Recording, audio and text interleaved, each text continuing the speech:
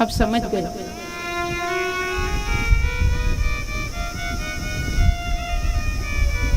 तो सज्जनों, यहाँ पर नारद जी कहते हैं कि सुंदर रूप का होना बहुत जरूरी है और मेरे पास में सुंदर रूप नहीं है।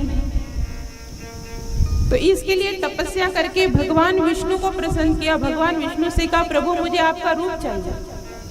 भगवान कहते हैं, मेरे रूप को लेकर क्या करोगे? तो कहते हैं, प्रभु मैं विश्व मोहिनी से विवाह करना चाहता हूँ। प्रभु ने कहा, ये फड़फड़ क्यों कर रहा है? थोड़ा यूं कर दो।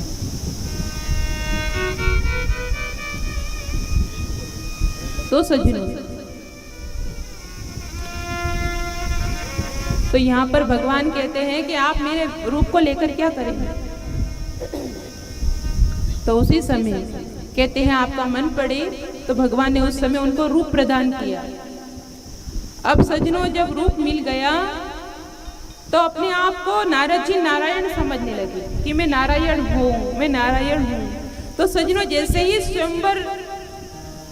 स्वयंवर अच्छा गया सज्जनों, उसी के बीच में नारद जी बैठ गए, राजाओं के बीच में, और अपने आप को लग रहा था कि मैं नारायण बन गया हूँ, नारायण ने मुझे रूप प्रदान किया है। लेकिन वहां पर भगवान शिव के दो गण थे। तो नारद जी देखते हैं कि जैसे ही विश्व मोहिनी माला को लेकर के निकलती है सज्जनों, तो नारद जी सोचते हैं, अब मेरे गले में डालेगी, अब मेरे गले में डालेगी। कभी उड़ जाते हैं, कभी बैठ जाते हैं, फिर उड़ जाते हैं, बैठ जाते हैं। तो विश्व मोहिनी उनको देख कर भी उनको नजरअंदाज कर देती है और आगे चली जाती है। फिर कहते हैं कि अच्छा, ये सुंदर सुंदर वर को ढूंढ रही है। अभी तक विश्व मोहिनी की दृष्टि मेरे ऊपर नहीं पड़ी है। अगर ये मुझे देख लेती तो मेरे गले में ही वरमाला डालती। तो ऐसा विचार करके फिर इस लाइन से उठ करके दूसरी लाइन में बैठ जाते हैं, फिर वापस इधर बैठ जाते हैं, ऐसा करने लगे। तो उस सभा के बीच में सुंदर श्याम सुंदर बन करके आए भगवान विष्णु, और सुंदर रूप को देख करके विश्व मोहिनी ने उनको गले में माला डाल दी और भगवान विश्व मोहिनी को लेकर के चले गए।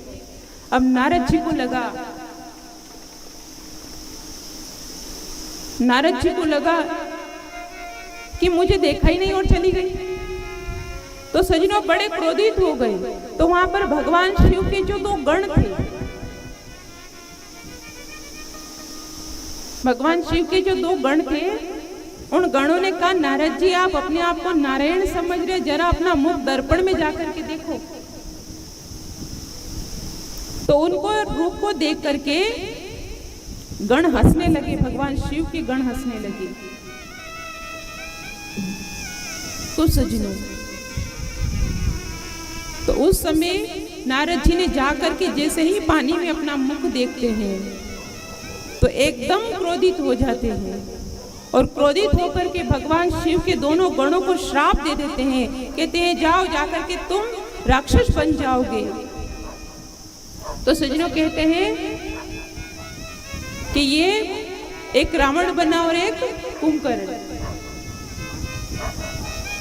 अब यहाँ पर भगवान जैसे ही रथ लेकर के आए, साथ में लक्ष्मी जी भी विराजमान है, विश्व मोहिनी विराजमान है।